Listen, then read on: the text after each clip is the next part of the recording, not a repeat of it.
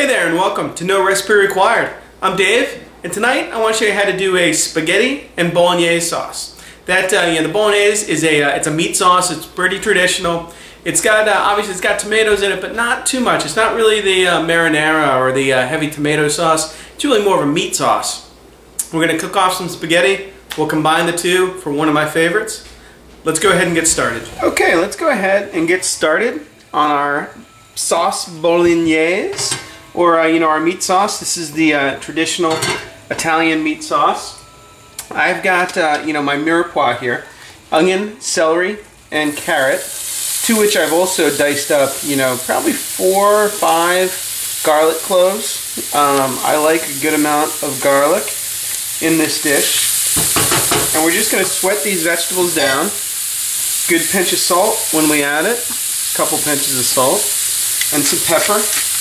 Obviously olive oil in the pan, and I'm just going to saute these until the onions are translucent and just softened up a little bit, and then we're going to remove them and start with the meat. Okay, so once our vegetables are softened up, you want to remove them from the pan. You can just go ahead and put them right back in that same bowl that you had before, and you want to get most of them out. I don't bother getting every tiny little scrap out of there.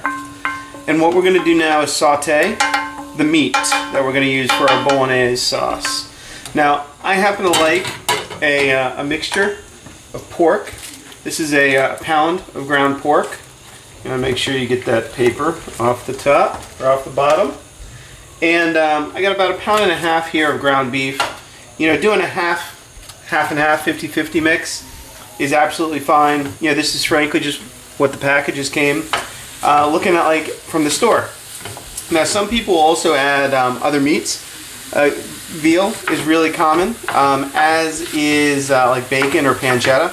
All those I'm all in favor of, no problem adding them in.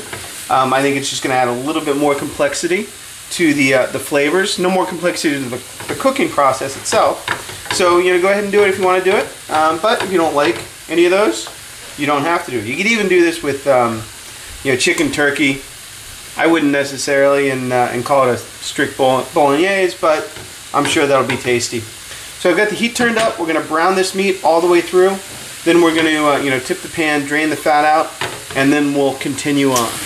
Okay, once the meat is browned, you want to make sure during the process, even when you just add the meat, you kind of get in there and break it up so you don't get big clumps. You're looking for nicely broken apart, fine grains, I guess. The first thing we're going to add to our meat, I've still got the vegetables kind of standing on the side, is a small can of tomato paste.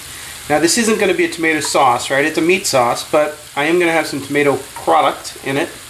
And then we start off with, what is this? A 6 ounce. I really don't measure a whole lot here. This is a 6 ounce can.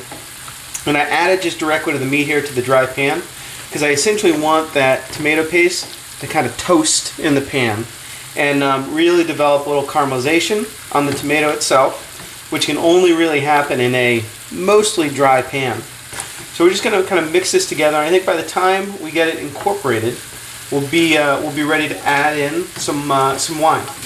Okay, it won't take too long to get it incorporated. Maybe 5 minutes or so of moving things around, and all my meat is taking on some of that tomato paste color. And in the process, that tomato paste on the bottom of the pan, which I keep moving around, is going through some of that caramelization, which is exactly what we want. So let's go ahead and add a little vino. I've got some red wine here. Traditionally, obviously, you use an Italian varietal, a Barbero, Nebbiolo, something like that, Sangio. I don't have anything open. I happen to have a little bit of Pinot, so no problem using it. I'm going to actually add a little bit more, probably a cup of wine. And once we add it, we're just going to stir it in and let that wine reduce down, again, to essentially a dry pan. And we're going to come back, add our vegetables, and a few other things. Okay, our wine is gone, so let's add a few ingredients. And again, I don't really measure these too carefully. That was about a tablespoon of oregano. We can add some salt and pepper, because we need some. We certainly need some, and we haven't added any to the dish so far. So let's get those in there. Then, in addition to our oregano, we've got some thyme. I use a little less thyme than I do oregano. Got a little garlic powder.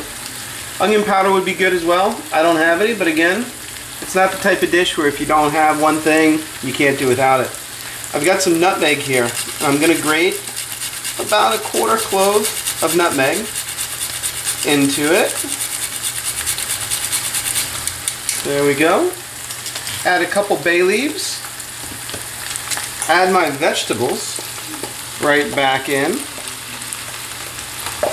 And then I'm just going to take a quick second to stir this together, just to get those herbs kind of spread around a little bit. They, you know, when they're toasted, even if it's just for a minute, they tend to release a little bit more flavor than they otherwise might.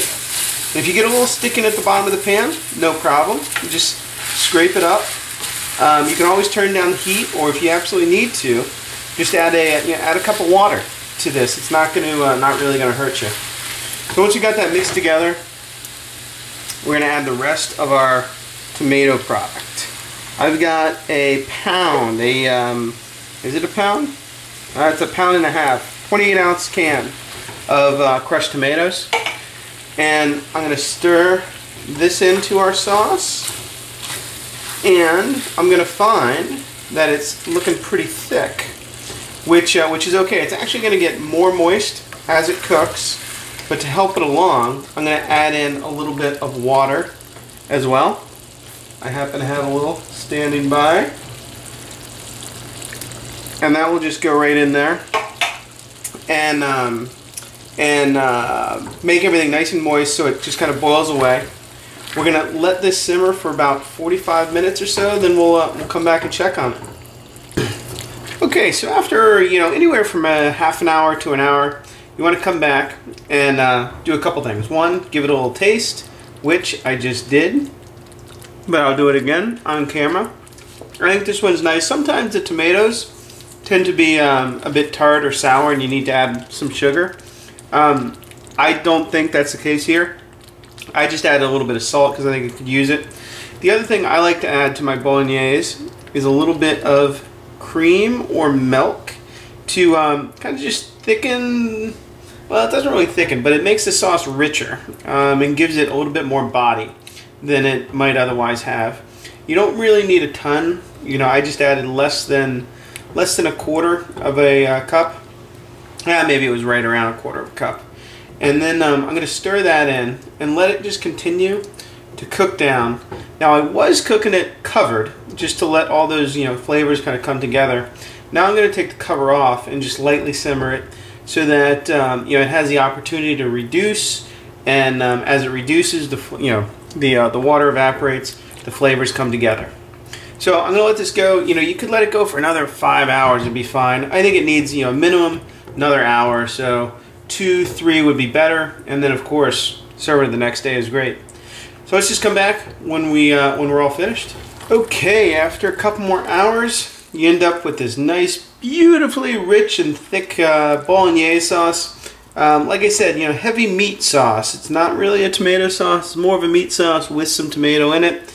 The only thing you really have to do, come back, remove the bay leaves out of there, and then toss it with a little bit of your favorite pasta. Okay, once we've got our bolognese sauce made, spaghetti bolognese couldn't be easier. We're just gonna drop our pasta in boiling salted water. Gonna let this cook. Then I'm gonna spoon out some of that bolognese sauce into a smaller pan where I can combine it all. Okay, let's put together our spaghetti bolognese.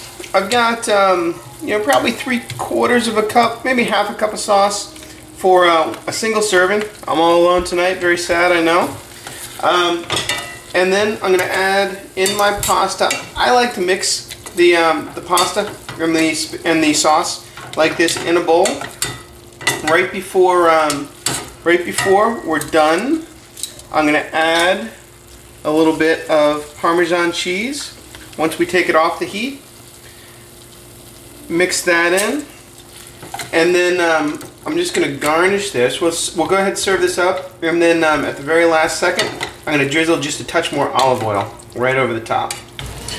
Okay, I've got my spaghetti bolognese.